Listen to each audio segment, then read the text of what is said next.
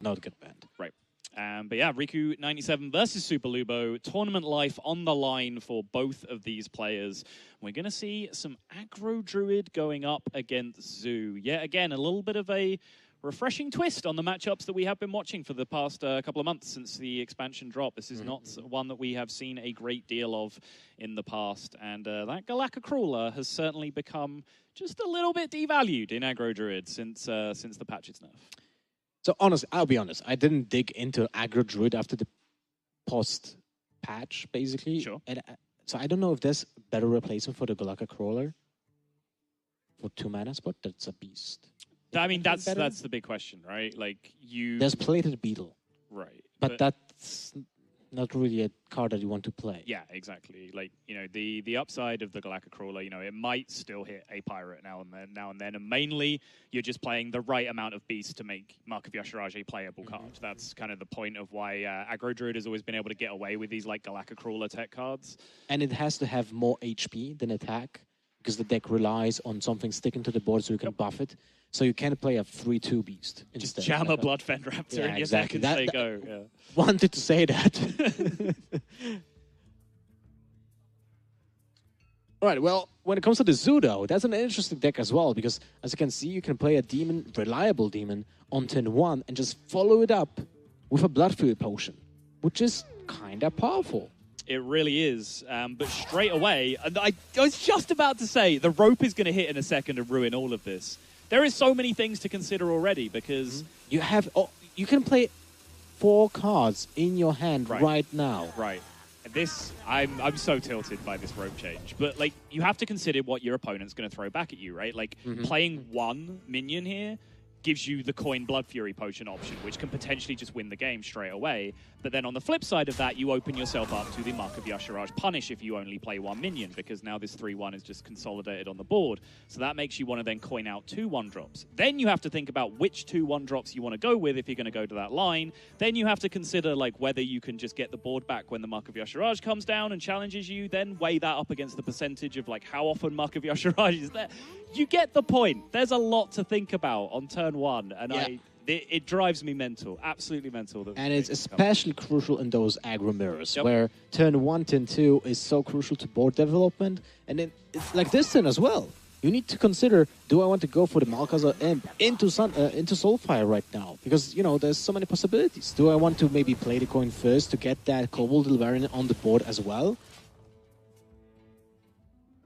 I don't know. We didn't have enough time. So there's a lot of things to think of. Yeah, but that's actually worked out very, very nicely for Riku. So he did take the risk of the Mark of Yasharaj coming down. He had a plan to deal with the punish that got the board back with Soulfire. And then Soulfire discarding the coin just came out rather nicely for him. Forgot to attack with patches, lol. Lord. I'm trying. There's literally going to be a guy in Twitch chat that thinks I don't know that Patches doesn't have charge right now, so I'm going to point out that I'm trolling. I mean, Galaka Crawler at least can eat the patches, right? Yeah, exactly. It's probably going to happen right now. Probably not, because the Crypt Lord is actually kind of sick this turn. It can get to 7 HP. That most likely will make it unkillable against the Malkazar Imp, although we do see there's double Demon Fire and even like a Direwolf Alpha, which will be enough with the Demon Fire. Yeah. But in general, I think that's the right call this turn, but it's not going to be a good call. Yes. It just so happens that Riku has the literal perfect answer to this board position. Keeping, I think, the second Demon Fire in hand might be good to develop a second good demon alongside, alongside the road. But he doesn't have a second demon right now in the hand, so that can make his Demon Fire kind of bad. Yeah. Long term. So maybe just playing both right now makes more sense. I don't know. I like having individual bodies on the board in this matchup. Like one big minion, unless you have the right to hit face with it every turn and really put your opponent under pressure, it's still only making 1 attack per turn, right? So if you're only taking 1 minion off your opponent's board each turn, they're playing 2 or 3 or 5 with living mana, and then suddenly like the buffs are just terrifying. So for me, I like having another body with the Direwolf in play here, and Riku seems to agree. It's just a consideration. Yeah, no, of course.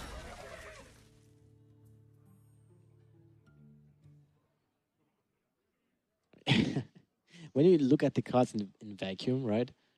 The aggro druid plays such a garbage card. It's like Diamond. Why would you play? That's great. I know it's good. What do you have against Hans Molman? Come on. It's just the fact that it's a 1-mana 1/3 minion that doesn't do anything, right? It's like when you first look at it, it's a trash card, but then you see all the synergies that the deck has, right? And it's like, oh my god, this card is bonkers. That just the mark on it on turn 2 makes the card actually like a powerhouse, right? Honestly, I kind of disagree. Like, I really feel like vanilla 1-mana 1/3 is just a fantastic stat line, particularly in aggro mirrors. Like, I think a lot of the time when you are playing, Valfin Inquisitor or Voidwalker or whatever it is, when you play them on turn 1, you're not really caring too much about what their ability is, right? Like, the taunt on Voidwalker can be useful in a lot of positions, but mainly it's just like a huge health pool on a 1-drop that you then buff and get a value trade, right? So the fact that there weren't neutral 1/3s available kind of made classes that had class-specific 1-mana 1/3s just like a little bit too strong in those positions sometimes. So I really like the fact that there's like a neutral 1-mana 1/3 that you can just jam now. I do understand your point. Kind of disagree, but I do understand. It's fine. We can still be friends. It's fine. Are we friends? We're acquaintances at least. Yeah.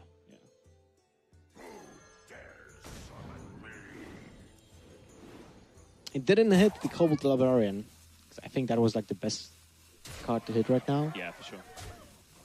But at least he can deal 11 damage to the face, and that Hydra will deal additional damage. So that's pretty neat. And he can deal only with one more demon, so that Crystal Weaver can get additional buff, can deal additional damage, and that will make the druid really low on HP. That Demon Fire actually could have been just 3 damage in the face, like a Dark Bomb. The Living Mana is going to come out here, though. But now he's at 19 with 11 in play. If he goes face, then he is, setting Riku down to 18 himself, and he then has 20 in play. Yeah, the face attack looks right. Like, the emphasis here is now on Riku to have to trade these away. With a Soulfire, one Soulfire used, one Soulfire discarded, and one Doomguard already on the board, your chances of getting burst down from this point are borderline 0. Yeah. So what are the options for Riku? They're not really that good. Yeah, you don't want to trade with any of the Treants, because that makes kind of no sense. You lose a lot of momentum. You cannot just deal the 11 damage to the face, because then you lose. Then you are dead. Yeah, so... A Voidwalker would have been fantastic this turn, but what is he looking for? Like, what does he have in his deck list that can be so helpful right now?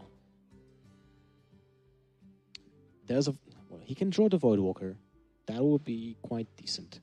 He has Homunculus as well, right? Yeah. Ooh, there's a Voidwalker. Look at that.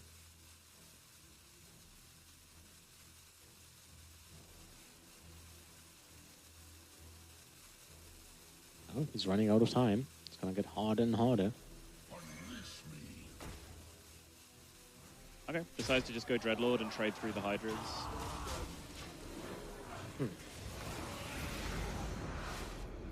Well, that is 12 damage to the face. If Superlubo just decides to ignore the Dreadlord, but at the same time, then all of your turns die next turn, so you can't really do that. Because the deck doesn't run swipe, right? So you can't even get you can't even get Lever from the top of the deck. So in this case, you need to trade with the Despicable Dreadlord. Most likely sacrifice 3 Treants, then probably push for 6 damage to the face and play the Diamond. Sounds like a plan to me. That was a kind of a risky line from Riku, but I think he recognized the desperate situation that he was in. Superlubo hasn't played a single board buff no buffs outside of that one Mark of Yasharaj that we've seen played. So, you know, Mark of the Lotus draw there would have been devastating. But you know, he put himself in a position where he had to take the risk. And wow, is it paying out for him right now? That's an insane draw. Holy moly, that is a game changer right now.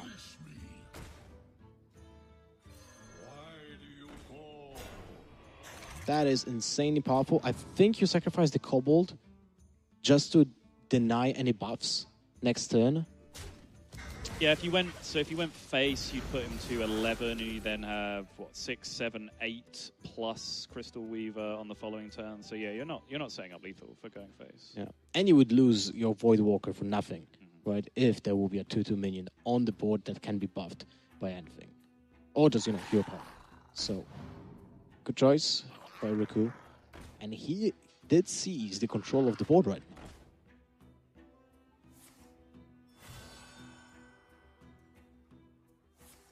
Two demons on board that can get the +1/+1 treatment from the Crystal Weaver. If he gets another one, that allows the Void Walker to trade with one of those minions, and either with the Raven or with the Mole or Crab Walker. Well, he already can, because, I mean... Okay, because of the Despicable Dreadlord. But look at that, he actually got it. Second Crystal Weaver is still an insane draw, but yeah, it wasn't really necessary to make the trades happen, although now he can send 3 into the 3/4 if he wants to do it that way instead, and use the Dreadlord to clear that out. So. Dude, I'm a prophet today. You are? Oh, dude, your Doomsayer call? Like, that freaked me out. Like, it was 1/2 drop as well. Like, that was insane. The funny thing about that, though, is that Doomsayer was actually just kind of fine. You know what I mean? It wasn't even like that much downside of the position. But, you know, it's still worth it for the Reddit clip.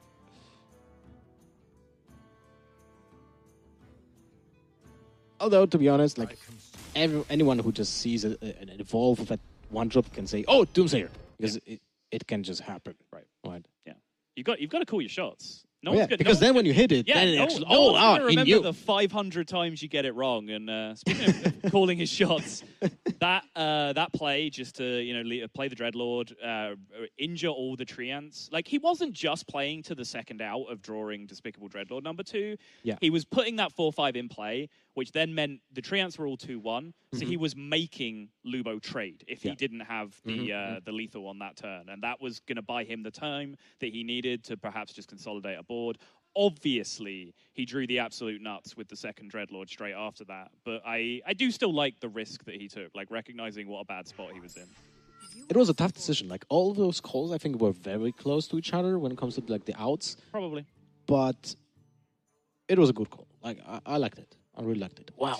Look at that bonkers hand. Mana them into Arcanologist with an Arcan Intellect. All right, Lothar, I have a question. Yeah, what's up? When did the word bonkers enter into your vocabulary? Because I'm pretty sure this is a new thing. Dude. I'm trying to find... Are you a closet Dizzy Rascal fan? Is that what's happening here? That was like 6 years ago, right? Yeah, I'm old. Leave me alone. What do you want? But that's because... That's why I can't... That's why it entered my vocabulary. Oh, nice. 100%. Nailed it. 100%. But I'm trying to figure out which year was that. I think like 6, maybe 8 years ago, right? That sounds roughly in the ballpark, yeah.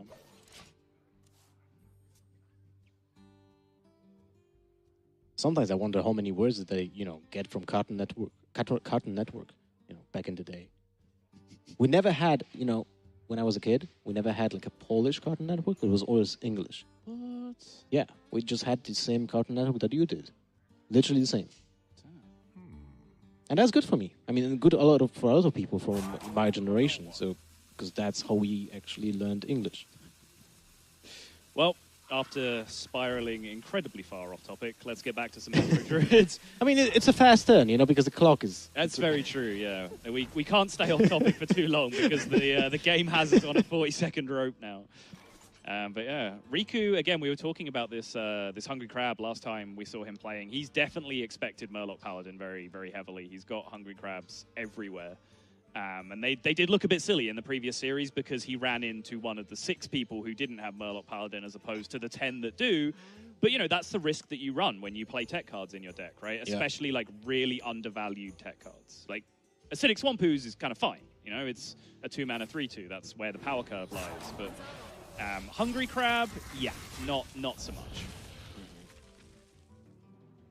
So that draw got even better with that Frostbolt, man.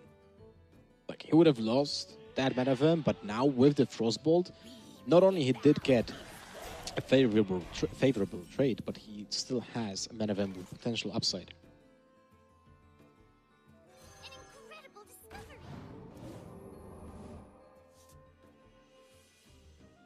I do believe you played a couple lucky this turn, because there's no way in hell your opponent will just use 2 mana to use the hero power. So you get a attack on the the damage on the taunt minion, or you just save damage from mana firm. Basically, that's it. Right. Attack or no attack, though, is the golden question. I think no attack. That gives you an upside in theory if your opponent just doesn't touch the mana firm, and you can buff it by playing 2 spells next turn, which is possible with the Glyph, an example. Sure. Easily, done. And otherwise, it pushes your opponent to use a buff right now and attack into your mana firm, which kind of is like a double-edged sword. But I do believe... Close, right? Because attacking puts you in a better position if he's going to buff that swarm, whereas passing puts you in a better position if he's not going to buff the swarm. So, but he won't get to play the buff if you attack into it, because then there's no point, because you just attack back into it and you just trade, right? Right. There's also a very good chance, like, kind of going fairly deep into it, there's a good chance that Lubo doesn't play a buff this turn, because he'll play a minion, find out that it's not explosive runes, and then he'll think it's counterspell, right? Like, that will be the sequence of thoughts from Lubo, so there's a good chance that he doesn't just, like, throw a buff away this turn, because he will be scared of that counterspell happening, and therefore he can just get full value out of that Mana Worm next turn, potentially. Yep, yeah, there you go. Good call.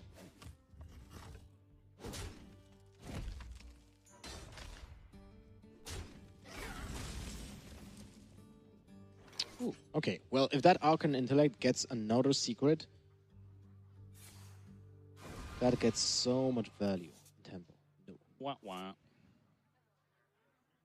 Still a decent turn, I would say. Yeah, it's fine. Just to play a Hungry Crab for the fantastic epic card it is. Remember when epics were these strange kind of fringe techie cards and not just like the best cards in the set? Like the Corridor Creeper? Corridor Creeper, Void Lord, kind of Risk Cube. Oh man, this set was expensive.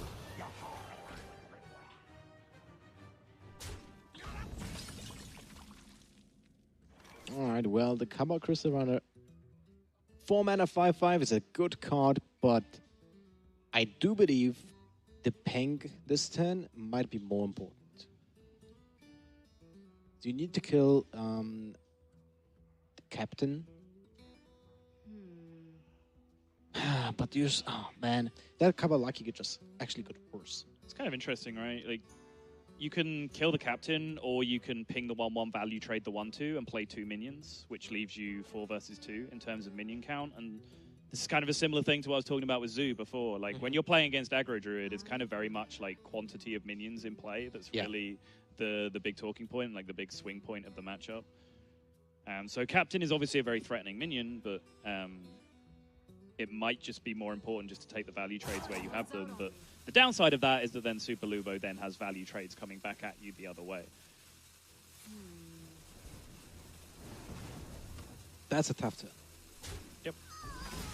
This is probably better, though, because you still get to just value trade a 1/1 here and play the 2 minions anyway. You might just hold on to the Lackey, though. It's like not a particularly high value play when there's a 1/1 patches on the board and it can die to the hero power anyway.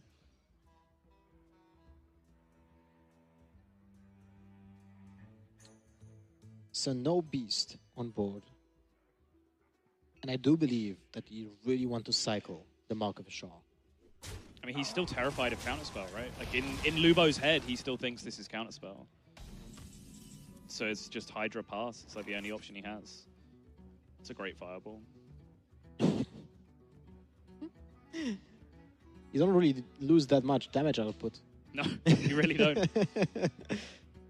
7 turns into 6 in terms of like it's fireball. 9 damage to the face. Yep. It's kind of crazy. Dude, that's really powerful. Does he ever front load minions, though, is the question. Cabal Crystal Runner and ping the Hydra instead? Well, ping for sure. Ping Hydra happens, yeah. This seems fine. Probably grab into Hydra as well. You know what? You need to kill it right now because you want to avoid getting it buffed. Because then that makes it super hard to kill actually in the next turns. It's a fair point, yeah.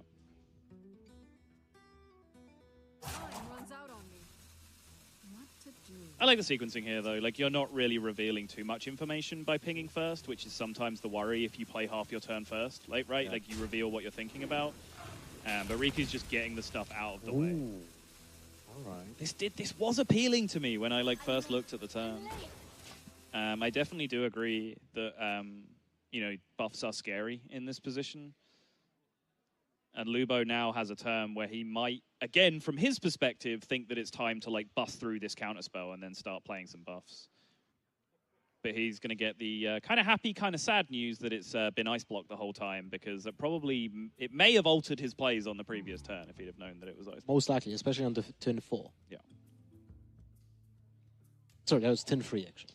But it is quite hard to play against secrets, man.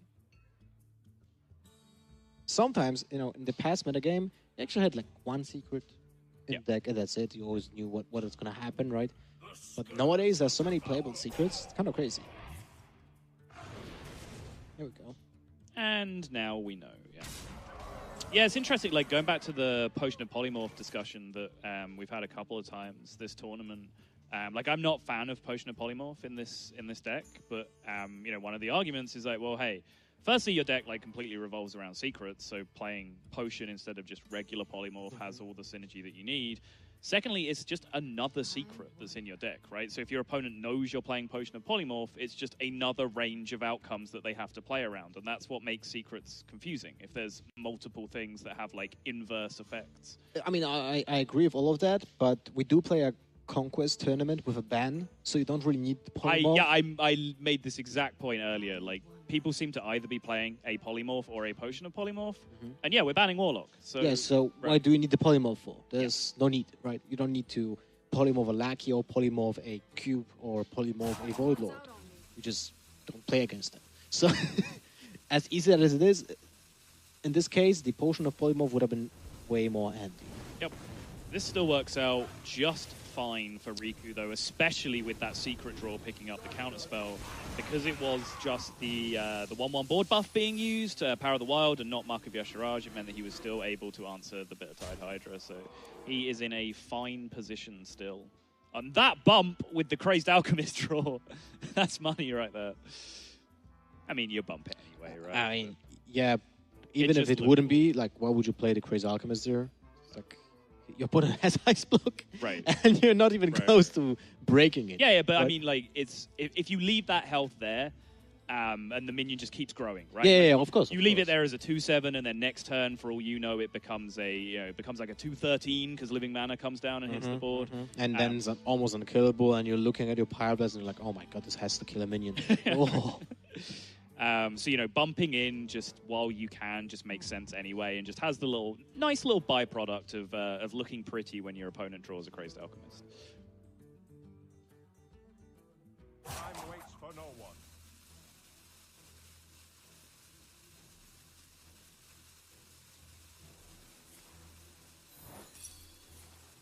Yasharaj comes down, gets eaten by the counterspell. He's going to fire out the Savage Roar, which allows him to take care of the board.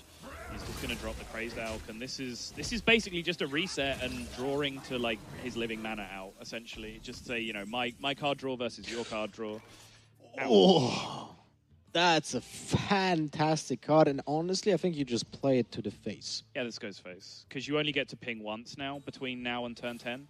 So you can't lower your opponent down below that 10 otherwise, especially since they're just armoring up to mitigate that anyway. Yeah. So you need them below 10 when you're going into your turn 10. And Fire Lancing Face just does that perfectly. Yup, Lupo gives it up. He knows the deal. And that is a quick 2-0 for Riku. Lubo will definitely have been hoping for a lot more for his first appearance on a big stream. I believe he has played in a HCT playoff in the past. Oh, did he? But didn't make it to stream. I think he had a negative record, 1 and 2, something like that, in that tournament. But apart from that, this the qualifier for this event is one of the only records that I could find for him. All right. Well, Riku's left with one deck left. He did check mark the Secret Mage. He did check mark his Zoo. So now he's left with the... I actually named it Merle Chicken and Paladin. And I was really wondering, why did I do that yesterday? I was like, I had no clue for like a minute or something. Yep. And then I reminded myself, oh, right, there's a Leroy Jenkins in it. Yes. So that's why I wrote chicken. For a second, I thought, does he have an angry chicken in it? That's exactly what I thought. When you read it out and you're like, why did I write chicken? I was like, okay, maybe there's, ridiculous world, maybe there's an angry chicken in there, but that makes no sense. Then I thought, well, maybe he meant like there's a hungry crab in there and he just called it a chicken by accident. And then you're like, oh no, there's a Leroy in there. Yeah, cool story. Well, at least he got a chicken. That's true. Well, this hand is no winner chicken dinner, man. This is an awkward draw for Riku. It's bad. It's bad, sure. It's not the end of the world. Like, coin Rallying Blade backed up by then, Murlocs with Hydrologist and then Call to Arms and Gentle Megasaur isn't bad.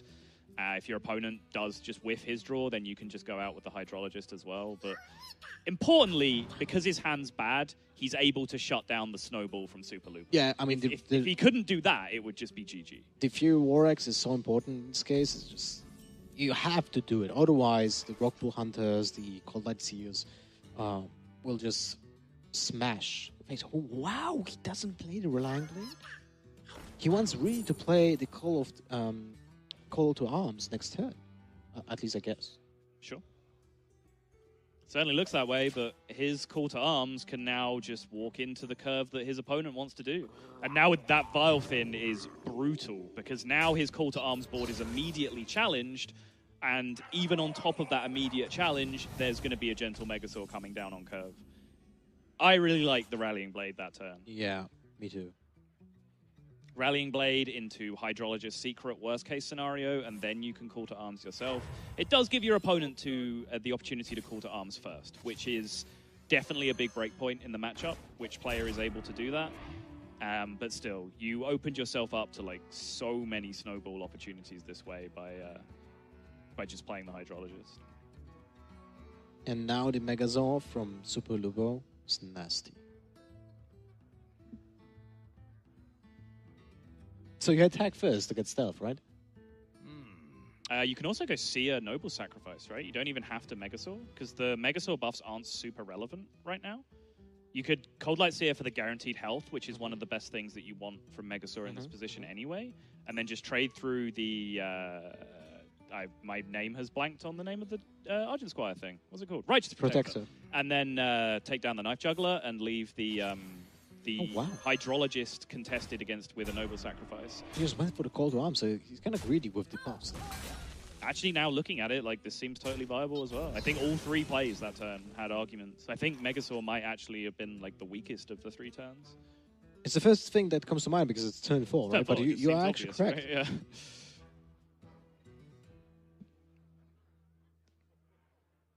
And all of that happened because Riku got pressured by the rope on turn 2.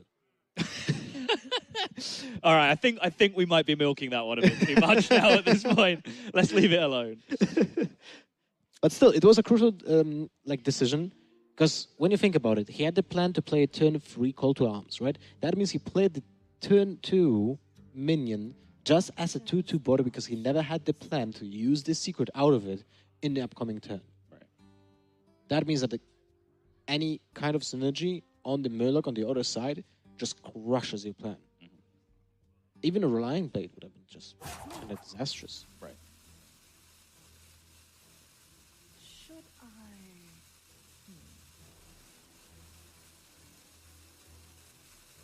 Well, it's not getting easier. Ouch. Wind Fury, let's go. No, you need to go for the Living Spores. Oh, okay.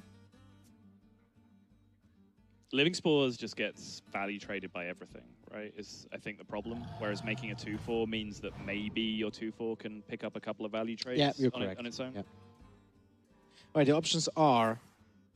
Never mind. The options are he's taking Divine Shield.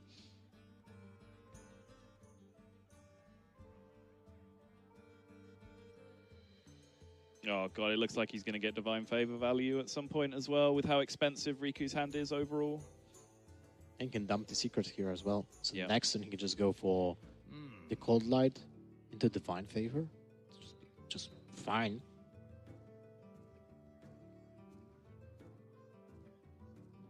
I mean, drawing 2 cards from Divine Favor is already decent. It's fine, yeah.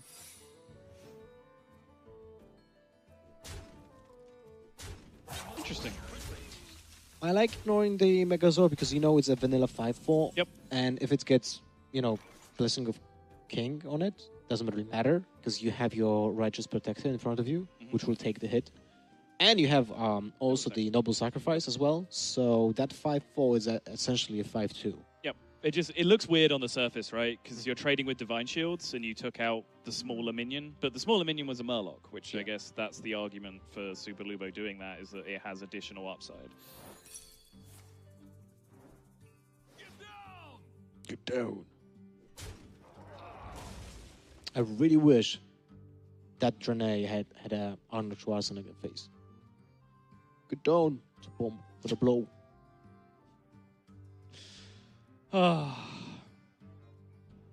When role-playing meets pop culture references. It's politics. It's politics. Yeah, all right, you're right. You got me there.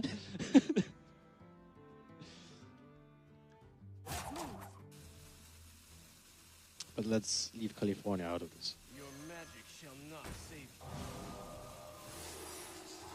Well, this is more of a bluff than anything. Yeah, it's not a good redemption. Yeah. When your opponent has a 1/2 Divine Shield on the board. Like, it's just really not going to be very relevant. So it's 10-6. You can actually go for trade a minion first. I mean, check for the secret, then trade the minion, then play Knife Juggler, then play Inquisitor, then play Divine Favor. And that's already like a powerful play. The fact that he already has board control, like, he will have everything in this game. It's kind of crazy. Yup. He doesn't even really necessarily need to Divine Favor, right? He can just go with the Seer instead. That's a good point, too. Just completely consolidate this board. I mean, it's not like he has to play around Consecration or anything, so the Cold Light Seer buffing health when you're clearing the board doesn't do a great deal, but, you know, Divine Favor will still draw a couple of cards next turn as a minimum anyway. There's no way this entire hand is getting dumped out from Riku in the course of one turn.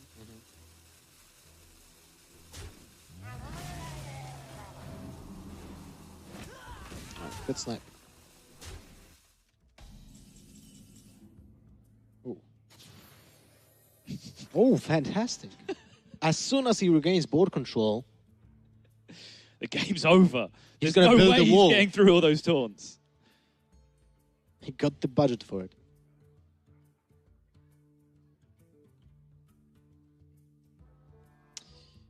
I don't know how to say it, but I think Riku's done. I think you just said it beautifully. Don't think you had a problem there at all. This is what happens when you have two snowbally decks and one just gets the board control as early as turn 2. Yep. Hey, look at that. War Leader with Taunt. Rockpool Hunter was the draw. There is 8 damage that connects with face right now. Rockpool makes it 9. Divine Favor backing all of this up. This game is donezo, Lothar. Alright. 3 mana, draw 4. A Mage's Wet Dream. To be clear, 3 mana, draw 4 in an aggro mirror. Like, that's absurd. Especially that you can still play a card after that. Yeah. Wow. Well, It's been fun. Let's try this again against something that is not the mirror. That is the luxury that Riku has right now, is that his 2-0 lead puts him in a driving position to be able to find a win with this Murloc Paladin. But the first hurdle of the mirror match, even if it's not a 30-card mirror, he got destroyed. Absolutely destroyed. But it all comes back to that opening decision, right? Just leaving the choices of trade in the hands of the opponent by not coining out the Rallying Blade. So I'm guessing if he wouldn't have the Call to Arms in his hand, he would actually play a Rallying Blade. Probably, yeah. Because he wasn't tempted with a card. But yeah, in general, it was a very risky call. Like, if there wouldn't be a Rogue Pool Hunter there, would have been fine. Yep. But you're just straight out ask for you know, to lose if your opponent has the buff with the Murloc body. But now, holy moly, he has a really good opening hand against an another aggro deck because of something that you mentioned with the 1/3 minions. Yes. Yeah, 1/3 into, well, there it is. 1/3 into Mark of Yasharaj in particular just farms Murloc Paladin because they can't contest. When they're going first, they can't contest your 1/3 unless they go chum into Rockpool Hunter off the opening. So generally they're playing their own 1/3s or they're playing Righteous Protector. But the Righteous Protector is really, really clutch here because otherwise the Mark of Yasharaj is just an absolute blowout. Like the game almost just ends on. Would have been absolute beast. There you go. Get the patches, attack into the Divine Shield. Easy. Nice. Easy. Nice joke. What's funny is that someone can tune into this tournament without even knowing that there's a patch. That's true. It's like, you know, you could have been on a vacation for a week or something. Yeah. You couldn't not pay attention to Reddit or whatever. And then you're like, oh my god, what changed? Why does this Corridor Creeper is, you know, 2/5 grub? I love that we have still seen both Corridor Creeper and patches now in this tournament. Yeah, I mean, It's kind of crazy. Corridor Creeper can also be playable in Hunter. If you have Hunt Masters. Yeah. Yeah, I'm just going to make noises. Non-committal noises. Ooh, what do we get? Give your minions taunt. Every time, I'm telling you. That's not really that useful. If you would have had anything else, it would have been fantastic. I mean, still, does 2 damage, helps you out with the Daimor, and you can still kill, you know, that minion. Goes for the Hydrologist. At least he thinks about it. I mean, the problem is that Taunt is actually worse in this matchup, because the same case like why Voidwalker or Shield Masters were played in those decks is because you want to shield, quote-unquote, your other minions from the attacks. When they all have Taunt, no one has Taunt. Correct. Yep, it's I mean, there's 2 other examples, like more recently. Tar Creeper being played in Aggro Druid or in Tempo Rogue, for example. Very similar effect. And then Quest Warrior Mirrors just being an absolute clown fiesta because every single minion has Taunt, and so basically no one attacks ever because it just doesn't make any sense. So yeah, I completely agree with you. The Taunts are even just a downside in this position. I actually looked away. I didn't see which secret he picked. It was Redemption. Okay. And Redemption's a good secret now because whatever dies... I mean, whatever dies, there's only one way of killing a minion here and is attacking into it, and that's Righteous Protector. And that is money. When you get back the 1/1 Divine Shield. You can even double the taunt on it next turn. Yep. Should have like a super taunt. What would that even do? You need to attack with 2 minions at the same time. Sure. That's actually an Only interesting Wind mechanic. Fury minions can get through this tour. No. You need to delegate 2 minions at the same time. So you like choose 2.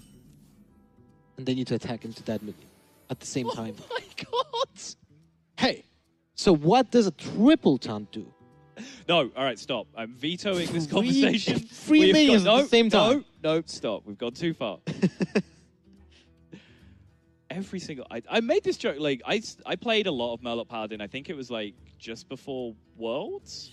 And, like, say, a Maul was rolling Sacred for me, like, honestly like 75-80% plus of the time, and I was getting so frustrated. Eventually I just played something else. I couldn't bear it anymore. And I was making the joke with Raven, I think, on the world stream that like Sacred Maul Maul just always rolls taunt every single time. Apparently Riku's do. I can't understand why he's still playing this card if this is how it treats him. It's horrible because now, I mean, you don't want to give those Murlocs taunt. It's so bad. Yep. Ugh. What you need to do is, because you need the tempo gain from a weapon. That is so horrible. And you need cards out of your hand, because otherwise you're just going to be sat with a completely dead Divine Favor eventually if you don't get value out of it soon. Aggro Druid almost always goes down to top deck mode at some point if it gets past like turn 6 or 7. But the problem is living mana is a devastating card for the Paladin. Yes. It's like you have no answers. You literally have nothing. If you don't have board control already, you're getting smashed. Yep.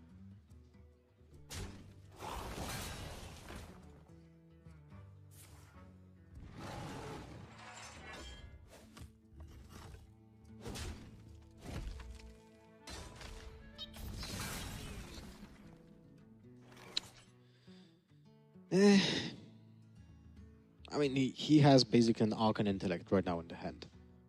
But it needs to be played right now. Because as you said actually, the Divine Favor gets decreased in value as we play further and further. So that's a tough nut to crack right now, because you get additional tempo from the Sacred Maul. You can even give your chum a taunt. And that's it. Yeah, you do just concede the board horribly though if you play Divine Favor. At that point, like essentially any play from Superlubo is just almost too much to come back from. Right? If he plays like a board buff, if he plays Living Mana, if he plays Bittertide Hydra, like he would need a consecration basically. Yeah, so he would need to draw consecration, play consecration, and then get DQ'd because consecration's not in his deck. Hey, no one will know.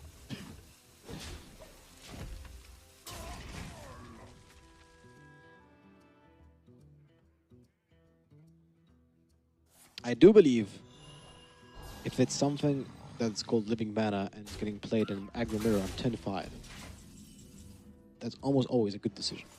Especially when you have Mark of the Lotus to back it up. Sometimes Living Mana, like the price of losing your play on the next turn and the turn after is just too high in an Aggro Mirror. But that's if your opponent has stuff on board and is threatening damage against you, and if you don't have a follow-up turn on the following turn with like a decent one-drop or a Mark of the Lotus anyway. And neither of those things is true for Superlubo. He has the Mark of the Lotus to follow up, and he has complete control of the game state. So yeah, you play the good card and you win the game. It's that simple. Living Mana was another card when we got the spoiler of the entire expansion. It went kind of under the radar for some time. No one could actually kind of say, is it a good card or not? Because there was nothing like it before, and Hearts and Mana system is nothing like you have in other card games, so you didn't have any context. Sure.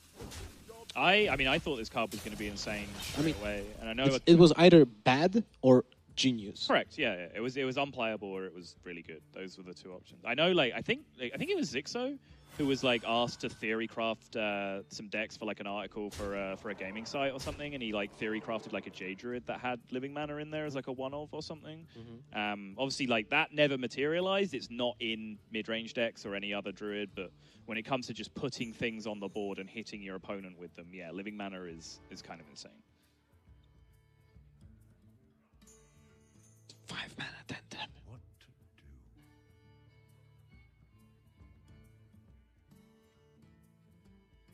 You kind of can make a comparison to the Emerald Spellstone from Hunter. Sure. It's kind of similar, but you don't have the drawback, right? You just need to have requirements to make it more powerful. Mm-hmm. Well, that's a little bit too late. That's a lot of damage that went into Riku's face, and he's at 10 HP. In those matchup, you don't really have a way of getting your life back. Yeah. If only he had a weapon that could give all of his minions taunt right now. That might give him the game. Wow. It really went there. I did. But what is about Riku enjoying all the weapons? Yeah, we've seen it on multiple occasions. Yeah. We saw it in the previous series as well. We just had a handful of weapons. So, triple wield. Apparently that's what he's going to need. But that is one game where maybe his own decisions cost him, and then one game where he just really did not have the draws that he needed. He had a very, very clunky hand after his opening, which was fine. He was able to play Murloc and then protect the Murloc with Righteous Protector. After that point, he really just found nothing to do for several turns after that, and the aggro Druid was just able to snowball because of it. That's correct. Will he have additional weapons in his opening hand? Well, you kind of scoffed on the triple wield, but in the World of Warcraft TCG, probably told you this already, there was a sextuple wield. What? Yeah, it was a deck. That was one of my favorite decks. It was a monster faction, and there was, I don't remember the name of the Naga Queen, I think that was. Okay. Called Modern Misery. It had 6 hands.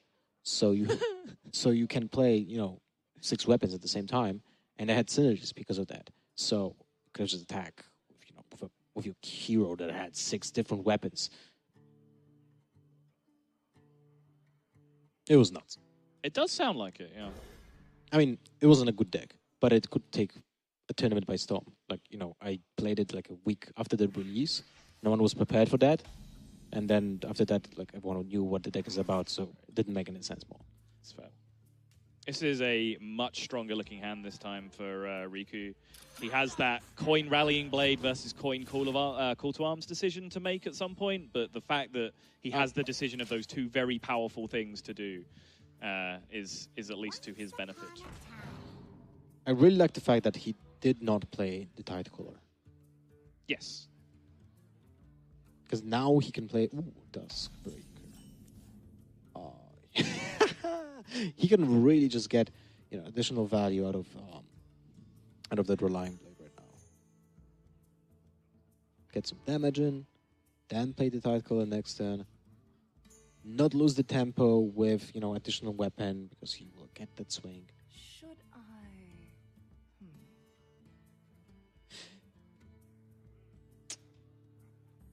Is it really thinking about playing the Tidecaller?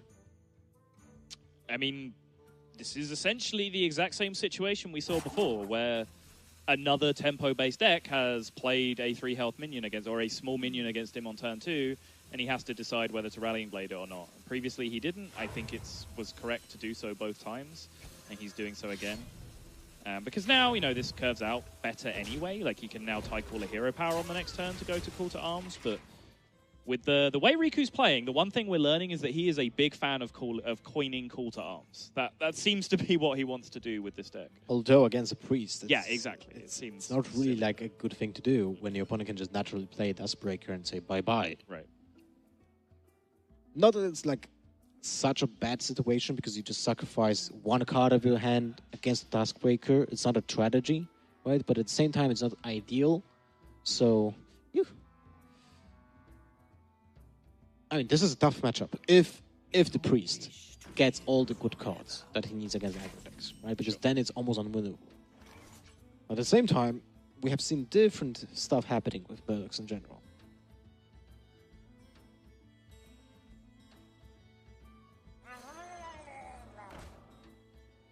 This turn's a little awkward, because ideally you want to have a Rallying Blade equipped when you go into your opponent's Duskbreaker turn, so you can counterpunch without losing tempo. You can just go, okay, kill the 3/3, and then I spend 4 more mana on things. Whereas if he does that, if he tries to do that here, then he just has to leave a 3/4 up on the board, which can just take his choice of whatever he wants in this position. I wonder whether there was any merit in... like, it would have looked like a strange order, but, like, played the Hydrologist first, looked for Noble Sacrifice, and then if he found Noble Sacrifice, he could potentially just leave the 3/4 up in that position. Yeah, because it's a vanilla 3/4, right? The only thing that can be a drawback against it is the fact that he can use the hero power on to heal back. Yeah. But this looks like a decent Duskbreaker. Although it just kills 2 minions. You deny the Megazord synergy, you deny the Cold Light Seer, you deny Well, Warrior there would actually be a fantastic bait. But other than that, I think you kind of want to kill every single Murloc that is getting played on board.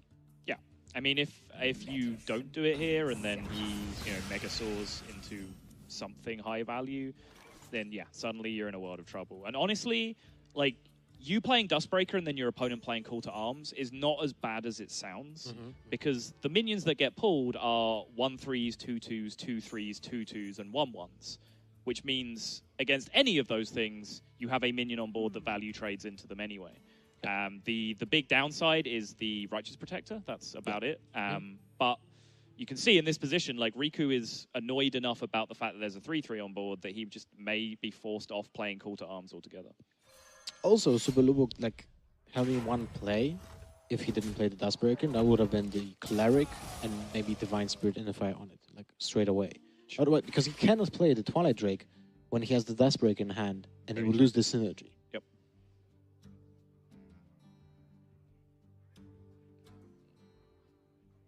It's kind of funny when you look at Dragon's deck.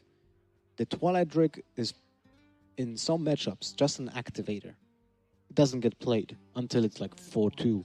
Right. But the synergy is so important for the deck that you can't really get the value out of it without that one dragon just being, kind of useless in the hand. Yeah, it's just a card that's necessary sometimes for the dragon count, and there's a lot of disagreement on what exactly the perfect number of dragons are and what those dragons are exactly. Like, we've seen Ysera being played in some lists, we've seen Cobalt Scalebanes being played in some lists, we've seen Fairy Dragons being played in some lists. Yep. But yeah, there is a certain quantity of dragons that you do need. This turn looked strange. At least Superlubo at least looks a little bit indecisive about what he wanted to do with this turn. I don't know whether he was scared of a Repentance, the way the Secret was played, into a potentially big boy turn for him. It's turn 5, so he could be playing a Draconid Operative, Lyra, an off-curve Twilight Drake, like whatever it would be that turn. So he led out with the Cleric there, maybe just looking to deal with a Repentance. And then it looked like he had a little moment where he wasn't sure what to do now that it wasn't Repentance. Yeah. He was so certain that he's going to outplay his opponent. He was stuck.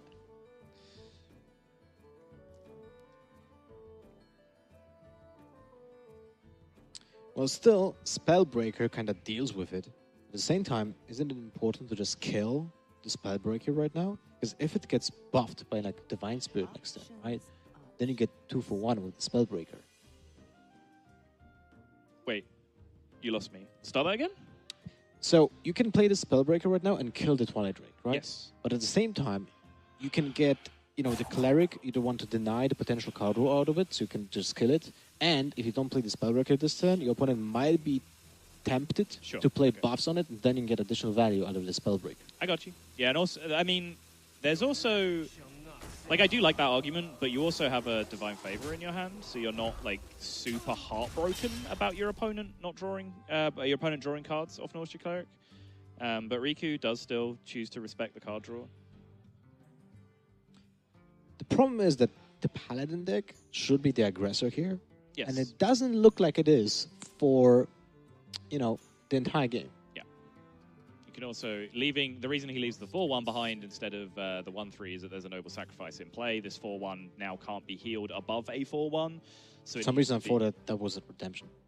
So it needs to be buffed. So, if you're going for the silence play, I think killing the Cleric there is definitely the right decision. But I can kind of get down with your argument of, like, trying to bait some more buffs out and then getting Spellbreaker value.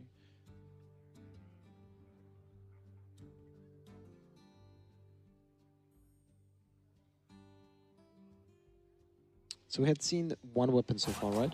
There was no second Relying Blade yet.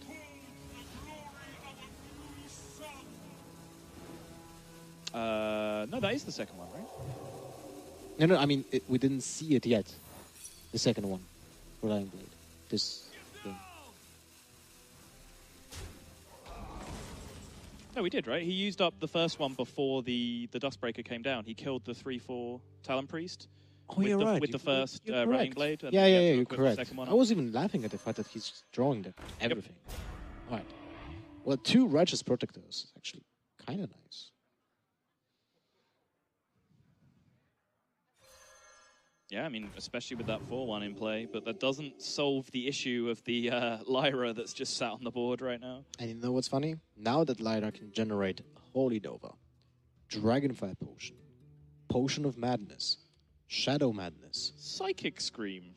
oh my god. Yeah. What else? Many priest cards, but it just, you know, Potion of Madness, Silence, like all of these things affect this board state. Or 3 more Mind Blasts. That works too.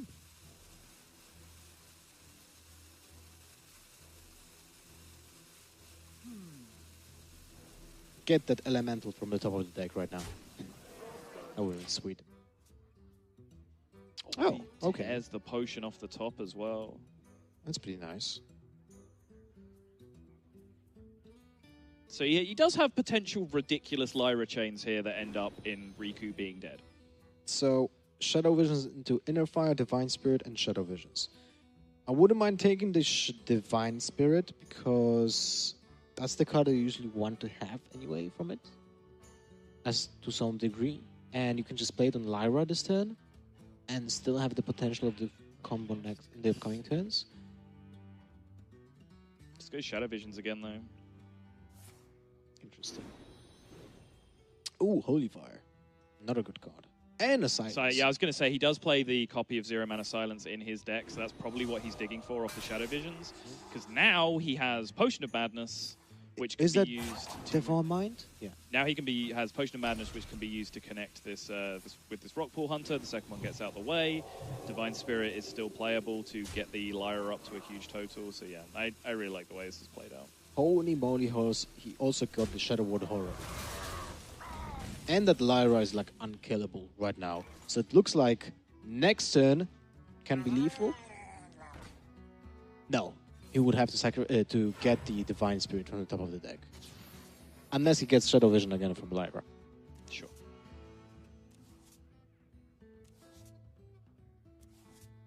That Divine Favor though, that's a lot of value.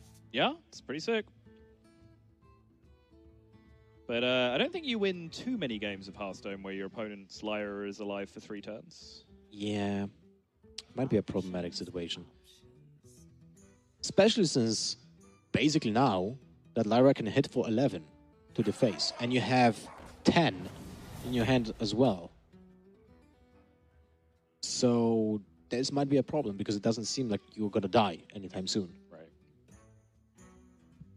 And he has a Dragonfire Potion too, so... it's a little bit annoying. And with so many spells being generated by the Lyra, I don't think you can actually risk going face here. But it's a correct decision, but it's like there's a high chance that your opponent already has some form of AoE. And look at that respect from Riku as well, just playing around potential outs for lethal that turn just by sending damage in to lower the value of Divine Spirit immediately. There is a lot on the line in this Game 5. Like, one of these players is going out of this tournament right now, and you know, these are not 2 massive high-profile players. You know, this is one of the biggest opportunities they've had in their entire career up until this point. Starts with Mindless. I like that a lot. Because that gives him more information. Maybe he can go for the lethal twins this time. And he's going to Shadow Word Horror to follow it up. Yep. Wow. Heals the Lyra back up, gets it out of range of Maul, demands essentially Leroy to be thrown into it if he wants to stop anything from happening next turn. And he gets Divine Spirit as well.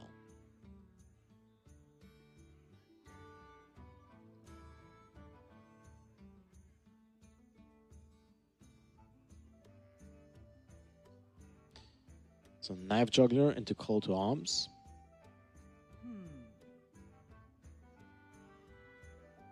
Doesn't really do much. Nope. He would have to hit 4 times with a minion after that to kill the Lyra. Yeah. That's like, like... hit all 3 juggles off the call and then like play Hydrologist and hit that as well. Yeah. So that's a little bit tricky.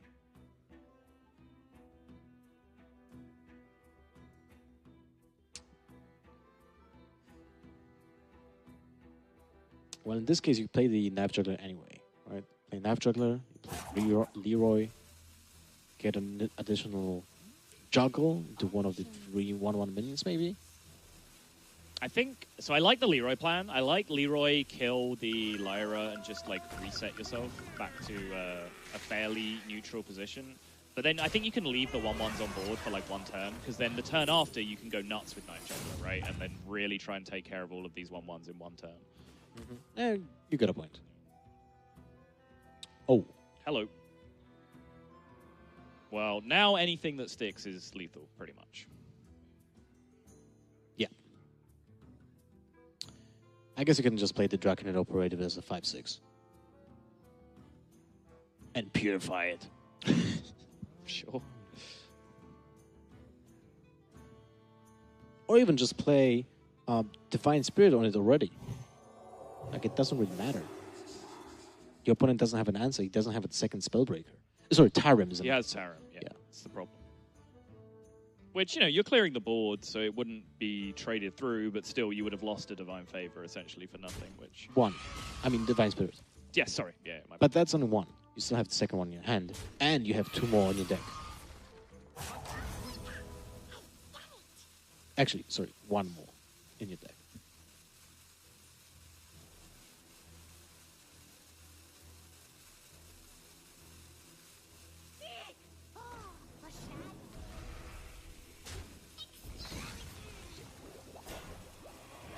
There you go. Even that is lethal next turn. Yeah, the Dark Reaper is deadly. Yep.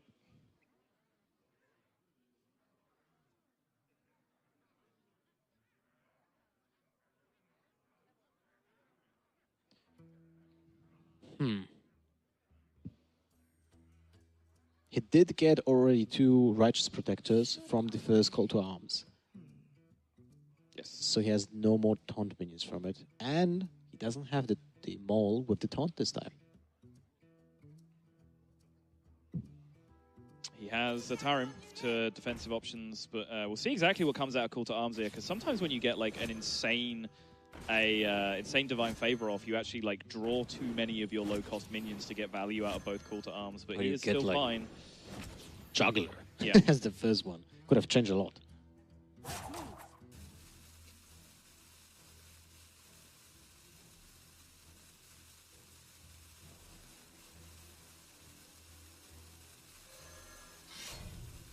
Well, that's about it in this game. That is Superlubo has going to come all the way back to potentially reverse sweep. Well, that's lethal. Yes. So, well, potentially, but it's actually going to happen with a 2020 Dark Reaper. Yeah. He did still have to at least spot the lethal, which he did. He set up for it on the previous turn, almost certainly. Riku was going to have to basically make a defensive play every single turn for the rest of the game to get himself out of that spot. So I respect him going on the offensive instead and just trying to build a board and just hoping that the kill was not there. But in the end, Superlubo from 2-0 down comes out of the series 3-2 up, and he is going to march on. And unfortunately, it's going to be Riku, who is the 0-2 elimination from this group. In each group, you have a guy that is 0-2. Yeah. That has to happen. Unfortunately for Riku, this is the end of his journey during the first HCT tournament this year. And it was a very interesting series. I think there's a lot of talking points for both players where like things could have been played out differently that would have changed the impact of the series from both sides. But you know, the stakes are very, very high when it comes down to this tournament, and we are not dealing with super experienced players that have played like a million different HCT events at this point. So That is correct. anyway, But we have our congratulations, Superlubo. You came all the way back. Started off 2-0 down. Like, did you think it was over at that point, or was the Murloc Paladin sweep ever in your mind? Well, no, it wasn't in my mind, but I thought I was going to maybe sweep Mage. Okay. That was I was thinking that, but like I don't know what happened. I don't think I made some mistakes with Druid for sure. I'm just feeling really nervous about that match. Okay. I don't know. Pretty unfavored in the next match, so it's gonna be even tougher than that. So. Right. I think we saw a lot of aggro mirrors that series, and it like from both sides. I think there were moments on like turn 1, turn 2, turn 3 where you both didn't quite make the optimal line, and like you opened yourself up to punishes from the opponent. But I think Riku even could have like wrapped the series up because he had Coin Rallying Blade available in the Paladin mirror and chose to like let you get the Rockpool Hunter off instead, and you just like completely snowballed from that position. So I think both of you, it was obviously like a very nervy series for both of you. I think. Yeah, well, it's, you got through this match. So one challenge ahead of you. So when you were preparing for this tournament with the new patch in mind, what was your goal? What do you want to achieve with the lineup? Well, I was trying to just play solid decks, but I didn't really read the meta that well. Mm-hmm. So what did you think? What will be the metagame after the patch? I don't know. I was maybe thinking just going to play aggro mirrors most of the time, and maybe some guys are going to hard counter the Warwalk with some quest decks, and I can punish the quest decks, for example. That's actually a read that I heard from more than what. You're not the first player to say that like they felt some people would like go for the leaving Warlock up strategy, and like you were just going to try and punish that. So I think maybe you're selling yourself a bit short. Like I think it was a read that other players had as well, and it just didn't really pan out. But now that you've seen the other deck lists, like say you get out of groups, how does your lineup match up against everyone else? I didn't really get to see like every other deck. I just saw my opponents in my group, so I was just thinking about my group, and just getting out of the group was the first stage, and then I can look at the other guys and see how it goes. Makes sense. Yeah. You have any more questions? I'm done. All right, well, congratulations. You've still got more work